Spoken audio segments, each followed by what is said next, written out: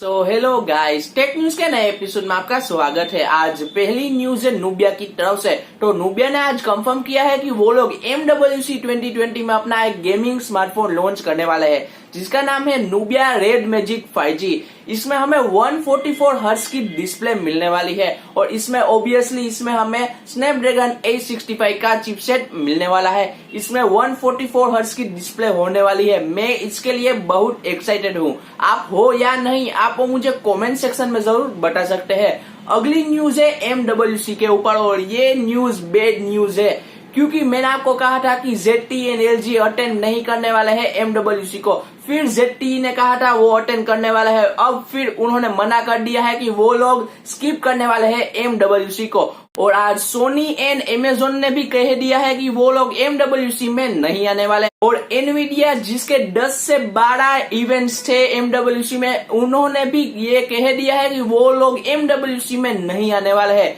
तो अब GSM जो कि स्पॉन्सर था MWC का, उनको बहुत बड़ा नुकसान होने वाला है। अगली न्यूज है Realme की तरफ से। तो Realme ने कहा था कि वो लोग MWC में अपना फ्लैगशिप स्मार्टफोन लॉन्च करने वाला है और आज उन्होंने ये अनाउंस कर दिया है कि ये फोन होने वाला है Realme X50 Pro 5G। इसके स्पेसिफिकेशंस भी सामने आ चुके हैं। मैंने इस पर डेडिकेटेड वीडियो बनाया है, अगर आपने वो अभी तक नहीं देखा तो कार्ड पर मैं लिंक दे दूंगा, आप वो जाकर देख सकते हैं।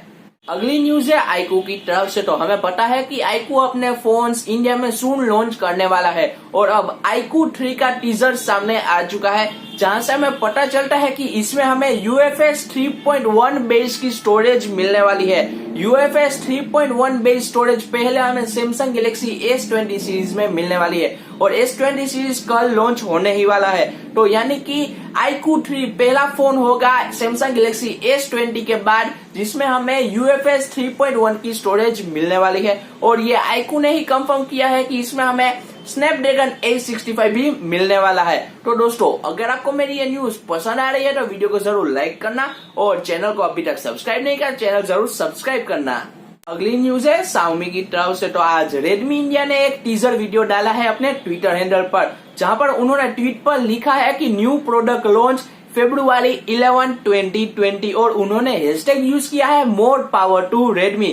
और ये टीजर वीडियो देखकर मुझे ये लग ही रहा है कि ये RedmiBook होने वाला है। तो शायद कल RedmiBook ऑफिशियली इंडिया में लॉन्च होने वाला है। तो क्या आप RedmiBook के लिए एक्साइटेड हो या फिर नहीं? मैं तो इसके लिए बहुत एक्साइटेड हूँ। आप हो या नहीं, आप मुझे कमेंट सेक्शन में जरूर बता सकते हैं।